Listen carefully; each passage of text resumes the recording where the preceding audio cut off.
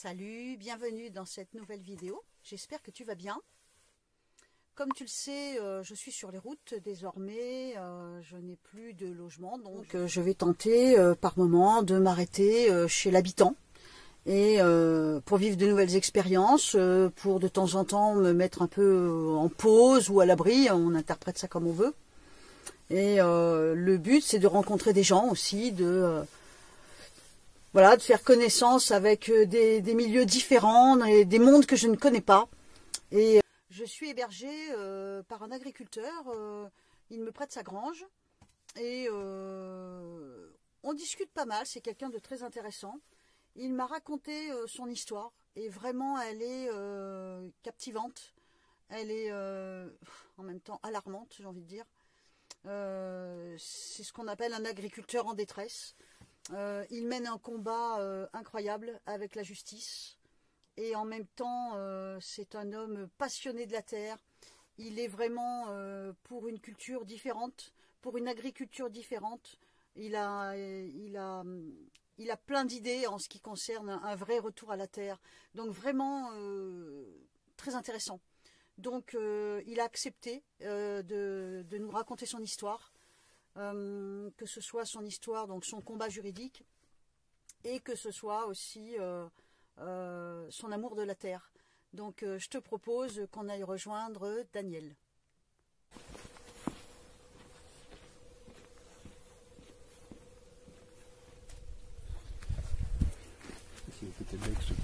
Bonjour Daniel. Bonjour. Tu vas bien? Merci. La petite phrase magique, est-ce que tu m'autorises à diffuser cette vidéo sur YouTube? Bien sûr. Alors pour l'instant, Daniel n'est pas en liquidation judiciaire, hein, il est en plan de continuation, je regarde mes notes. Hein. Le plan de continuation est à proposer tous les ans, il doit être présenté au tribunal, donc il y a plusieurs centaines de milliers d'euros en jeu, et c'est étalé sur 10 ans. Donc Daniel, là pour le moment, on est à sa 6e année de versement. C'est une dette qui est étalée et donc décidée par le tribunal, il a le droit d'exercer. Il a en effet le droit d'exercer et pourtant tout est en stand-by ici. Ce qu'on veut savoir, c'est pourquoi. Qu'est-ce qui se passe? Pourquoi tout est en stand-by? Pourquoi tout est au point mort? Pourquoi finalement Daniel ne peut plus travailler alors que normalement il pourrait?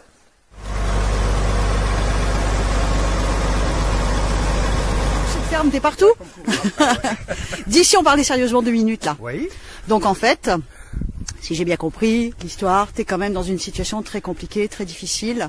Ça te dirait de nous raconter ton histoire? Bien sûr, avec plaisir. Tu es là, Dominique, et c'est grâce à toi, je dirais qu'on peut le faire. Et je suis très content justement de cette rencontre. Pour moi, c'est une rencontre qui est géniale. Ouais. Je sais qu'il y a toujours des opportunités comme ça, des vies qui traversent, enfin des gens qui traversent nos vies, et c'est génial. Et toi, tu fais partie de ce monde-là. Merci. Et si tu veux, je te raconte tout ça devant un petit café. Et ben voilà, tu t'appelles Daniel, tu as 59 ans. Tu es né à la ferme, tu es fils d'agriculteur, petit-fils d'agriculteur. Petit-fils d'agriculteur, arrière-petit-fils d'agriculteur aussi. Tu as repris la ferme, donc tu avais 21 ans, tu m'as dit? Oui. Hein, tu as fait aussi une formation, tu m'as dit, un nutritionniste animal entre 2016 et 2019. Oui.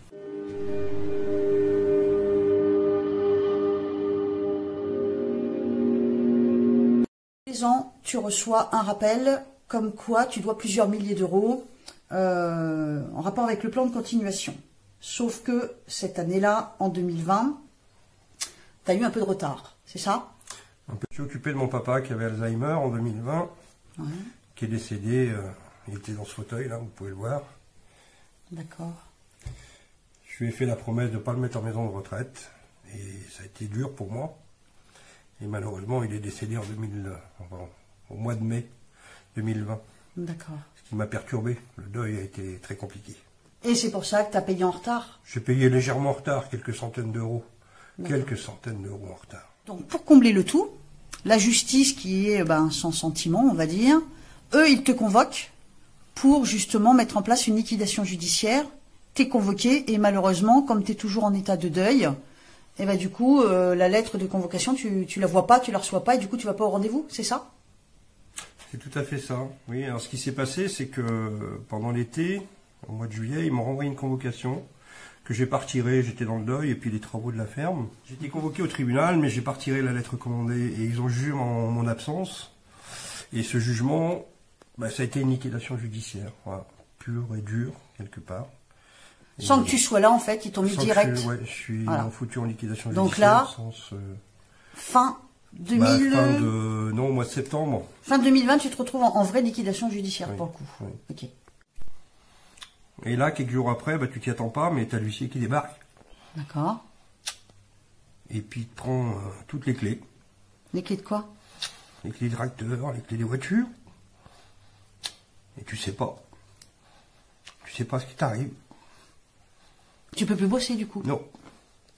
T'es là comme un con, mais ta cour. Ouais. Tu sais pas ce qui t'arrive. Attends, on va faire une petite pause, je sens que t'es bouleversé là.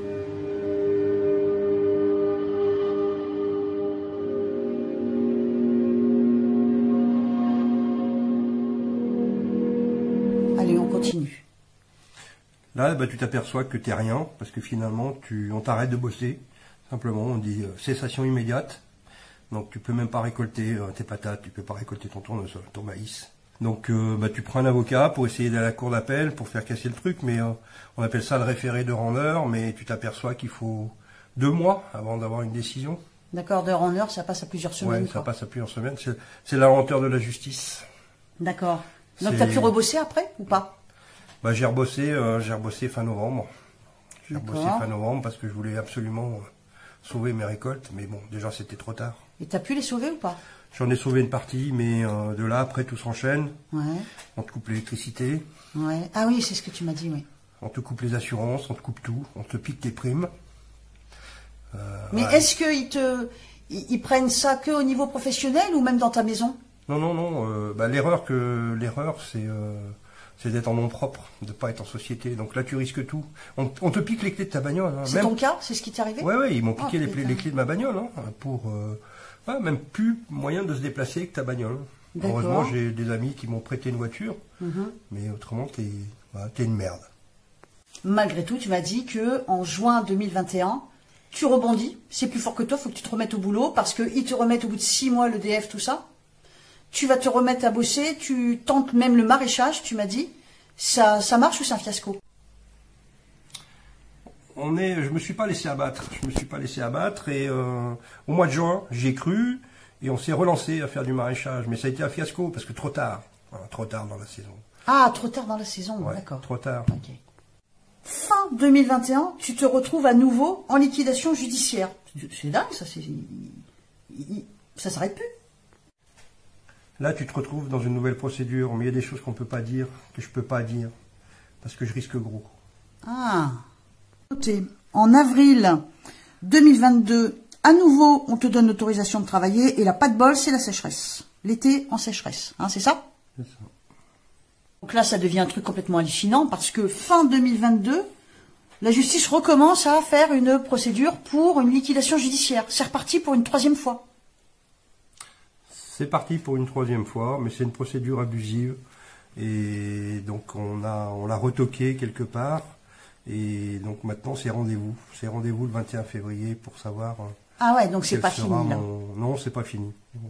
Donc là, on en est au mois de février, tu retournes encore devant le tribunal. Je retourne encore devant le tribunal pour...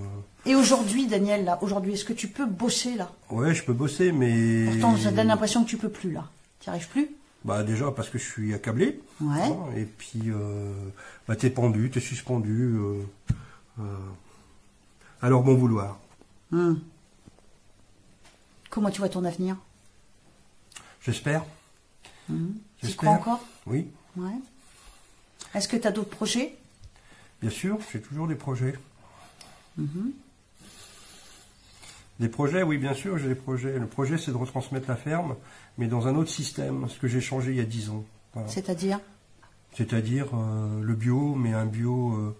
qui est économe d'intrants, qui prend vraiment en compte la vie du sol, la vie des plantes, tout ça. Et la transmettre. Voilà. En fait, tu es agriculteur bio. Oui, je suis agriculteur bio. Tu as combien d'hectares? J'ai 60 hectares. D'accord. Une petite ferme par rapport aux... Ouais, je veux dire, parce que j'y connais rien, c'est une petite ou une grande ferme? C'est une petite ferme. D'accord. Et donc tu tiens comme à la prunelle de tes yeux? J'y tiens, et puis j'ai bossé dessus, et j'ai mis en place un concept dessus, et je voudrais que ça se pérennise. Voilà. D'accord. Et donc s'il y a des gens qui sont intéressés par ça, pourquoi pas. Ouais. Moi je suis prêt à étudier tout. Qu'est-ce que tu attends de cette vidéo, Daniel? Alors c'est toi Dominique qui m'a lancé. C'est pour faire savoir, je dirais, notre souffrance, oui. Les agriculteurs en difficulté. Et cette vidéo, c'est aussi pour dire aux gens, ne lâchez rien. Ouais. Ne lâchez rien, allez-y, battez-vous. Et peut-être que tu m'as donné l'élan, peut-être que il y aura une continuité, peut-être que je ferai ma chaîne et qu'on regroupera ces forces vives pour que les choses avancent. Oui, parce que tu as quand même beaucoup de connaissances. Tu m'as dit que tu avais fait formation nutritionniste animale et bon, j'ai discuté, c'est plusieurs jours que je discute avec toi. Et tu as une connaissance de la terre, enfin tu m'as expliqué que les plantes peuvent nourrir la terre, enfin les plantes peuvent nettoyer la terre, en fait il n'y a pas besoin de produits finalement. Non, il n'y a pas besoin de produits. Toi tu es contre tous ces produits, pesticides et tout ça? Alors que j'étais en hyper-intensif, oui je suis contre aujourd'hui. Voilà. Il faut qu'on trouve les solutions, il y a des gens qui sont capables de nous initier à ça, les plantes bioindicatrices et plein d'autres choses. On est dans une vraie révolution de l'agriculture aujourd'hui, il faut aller dedans tout de suite, allez-y dedans. On voit que tu aimes ton métier, hein? Oui. Hein? Tu vas y arriver. Je suis un passionné. Ouais, c'est cool. Tu vas y arriver. J'espère. Ouais. En fait, moi, tu sais, hein, l'agriculture, j'y connais rien. Mais je suis comme beaucoup de gens, en fait. Moi, tu vois, tout ce qui est pesticides et tout ça, ça me dégoûte, c'est un truc qui me révolte. Mais est-ce qu'au final, est-ce que c'est nécessaire ou est-ce qu'on peut faire sans? Est-ce qu'un agriculteur aujourd'hui peut travailler sans tous ces produits qui dévastent la terre? En fait, est-ce que la terre peut se nettoyer par elle-même? Tu sais Dominique, on nous a enseigné la chimie au lycée agricole, il y a très longtemps, dans les années 80. Moi, tout ce bouleversement, je l'ai fait à force d'étudier, de regarder les bouquins, de voir ce qui se fait un petit peu partout. On peut faire autrement. Tout est mis à notre disposition. La nature est faite. Elle nous a tout mis à disposition. Il faut simplement qu'on fasse un assemblage. Par contre, il faut que les agriculteurs soient accompagnés dans ce changement. Si on ne les accompagne pas, ils se trouvent perdus et ils auront peur du changement. Il ne faut pas avoir peur. Même si c'est dangereux, il ne faut pas avoir peur. Peur de qui, Daniel? Peur de quoi? Peur du changement, simplement peur du changement. Juste du changement? Juste du changement, parce que les intérêts sont énormes. Ah ouais. Donc tu ne peux pas embarquer un agriculteur comme ça tout seul. Moi je l'ai fait. Et c'est pour ça que tu en es là aujourd'hui? Oui, aussi. Si vous étiez plusieurs? Oui, on aurait pu. Mais c'est peut-être pas foutu. On n'a pas cru. Moi, quand je l'ai dit il y a 10 ans, 12 ans, on ne m'a pas cru. Et aujourd'hui, on est dedans. L'agriculture va changer, elle doit changer. Il faut accompagner ça. Il faut surtout que la relève, nos jeunes, aillent là-dedans, s'intéressent à ça. Pas dans la mécanique, pas dans la chimie, non. Là, dans la vie, dans ce qu'est la terre, les vers de terre, toute la vie du sol. Tout ça, c'est intéressant. Il faut qu'on en prenne conscience et qu'on y aille maintenant. On y va à fond. Il faut y aller à fond. Oui, on va regarder les vers de terre. Ouais. Bêche. Ouais. Puis je vais te faire part un petit peu ce qu'il y a sous nos pieds. D'accord, c'est parti. La Fifi.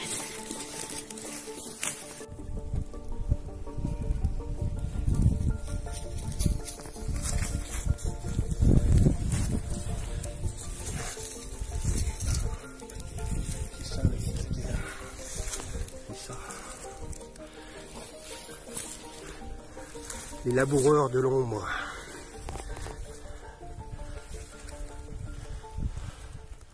Des lombris. Il est immense. C'est une vipère, c'est plus un ver de terre.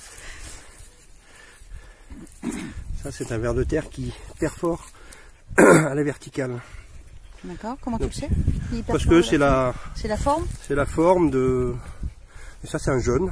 Ça c'est un jeune, c'est un adolescent. Il s'est encore pas reproduit celui-là. Je vais te faire voir la différence. Ouais.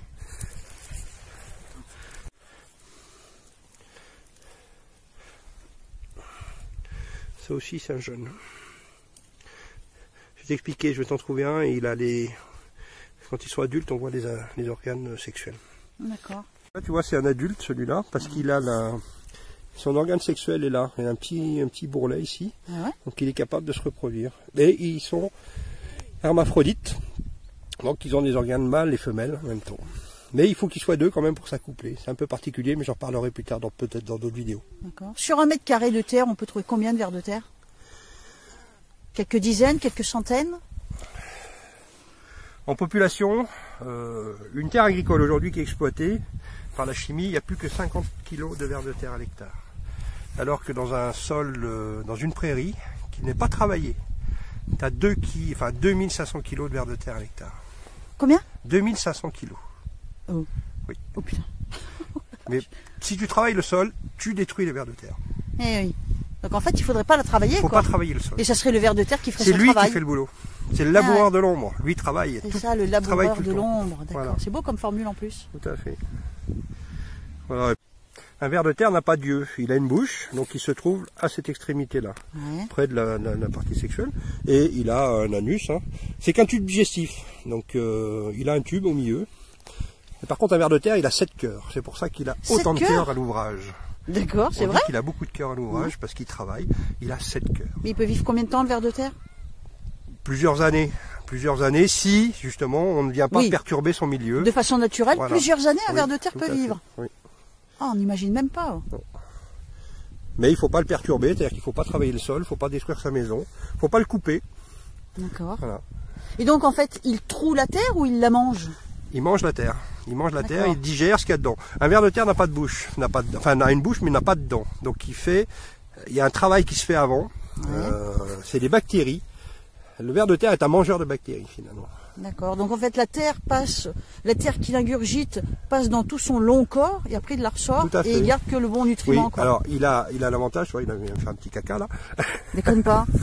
C'est son petit caca de ver de terre. Un petit caca de ver de terre, je n'en avais jamais vu, c'est trop mignon. Voilà. Par contre, je vais t'en faire voir des plus gros. Le ver de terre a des glandes donc qui fabriquent du calcium, donc il enrichit la terre en calcium. D'accord. D'où l'intérêt de surtout pas les détruire. Il faut surtout pas les détruire. Donc en fait, l'agriculture moderne, entre guillemets, détruit... L'agriculture mécanique et l'agriculture chimique détruit le ver de terre. Alors qu'en fait, il est essentiel pour la terre. C'est notre allié. C'est un truc de dingue, ça. Tout à fait. Mais on n'a pas pris conscience encore de ça. On va en prendre conscience. Merci pour tous ces jolis renseignements. Voilà.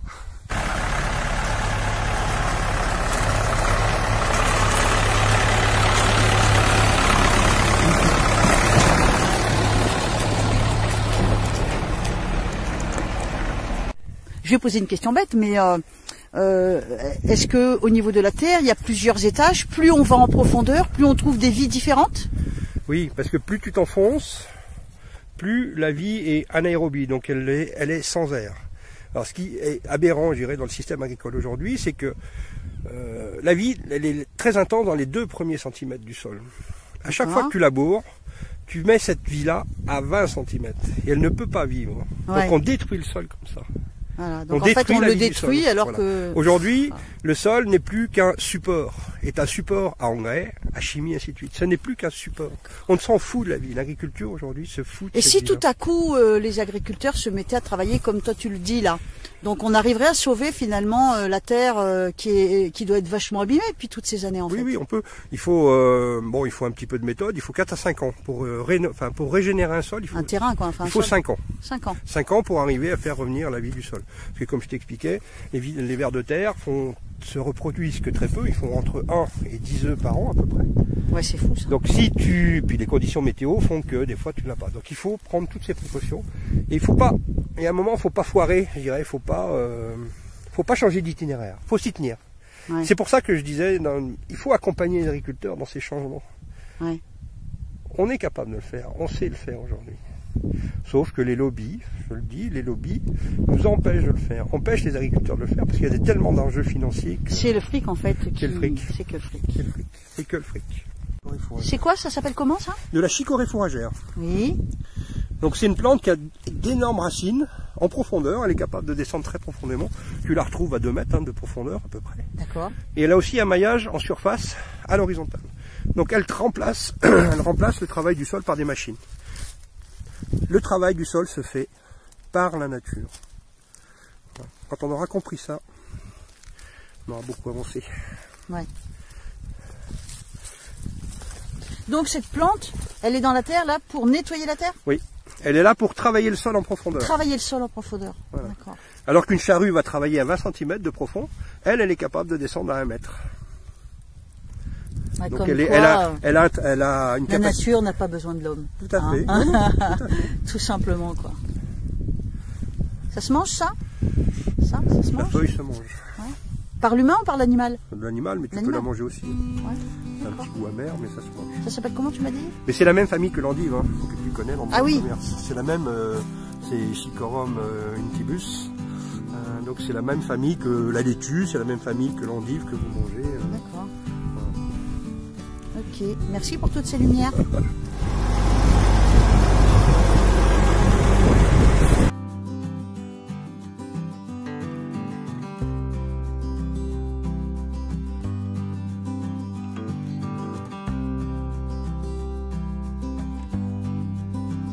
J'ai oublié de te dire, comme je suis désormais une femme nomade, je vais sillonner la France. Si tu as des choses à dire, si tu as une entreprise à présenter, si tu as quelque chose à raconter, une histoire à raconter, tu peux me contacter et on peut voir comment on peut s'organiser. Comme là, tu vois, je suis à la ferme, j'ai presque fini ma mission. Je suis à l'abri dans une grange avec une rallonge électrique et un robinet d'eau et ça me va très bien, tu vois. Sur ce, j'espère que cette vidéo t'a plu. Fais-la circuler un maximum. Dieu sait que Daniel a besoin de soutien, a besoin de rencontrer des gens, de parler de son histoire encore et encore et voir éventuellement comment il peut faire avancer les choses. Donc si tu connais des amis, si tu as des amis ou des connaissances agriculteurs, n'hésite pas à faire voir la vidéo, à parler de Daniel. Je compte sur toi. Je te fais un gros bisou, je te dis à très bientôt. Et bah oui, à très bientôt sur les routes. Bisous.